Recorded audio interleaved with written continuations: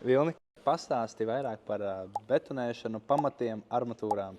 Un māju būvniecībai sākās ar pamatiem. Un šeit ir, ko es jau iepriekš stāstīju, variet apskatīties iepriekšējos TikTok pamatu pēdas tādi veļņi.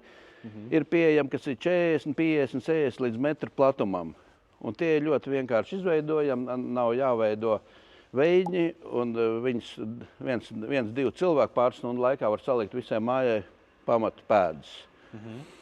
Tālāk, kad pamatu pēda ir, tad piedāvājam arī visu veidu armatūru. Armatūra stieņos, armatūra sieta no 100 līdz 150, 150.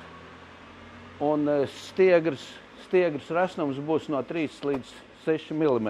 Stikla šķiedras armatūru, kas pēdējā laikā ir ļoti populāra. Un betonējot grīdas, izmantojam armatūru, lai to armatūru izlīdzinātu pie betonēšanas, ir nepieciešama distancēri ar paplašinātu apakšu, lai viņi, teiksim, neiegrimst smiltīs, neiegrimst šķembās iekšā. Ja?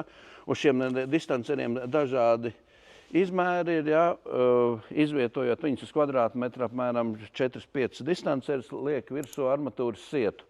Tādā veidā izlīdzinot grīdas līmeni, un pēc tam viegli var betonēt. Tāpat tās armatūras sietu varam siet arī ar sienamām drātiņām. Sienamās drātiņas mums arī šeit ir iepakojumos pa 100 gabaliem. Armatūras savienojuma vietas var sasiet ar drātiņām, izmantojot speciālo armatūras siešanas sējēju. Ja? Tāds viņš izskatās, saliek cilpas kopā un sagriež to armatūru, savieno krusteniski kopā. Distanceri mums ir pieejami kā horizontālajiem darbiem, tā arī vertikālajai betonēšanai. Vertikālajai betonēšanai ir vairāk paredzēti šie gredzeni, kā celtnieki sauc par saulītēm. Horizontālajai ir tās pēdas.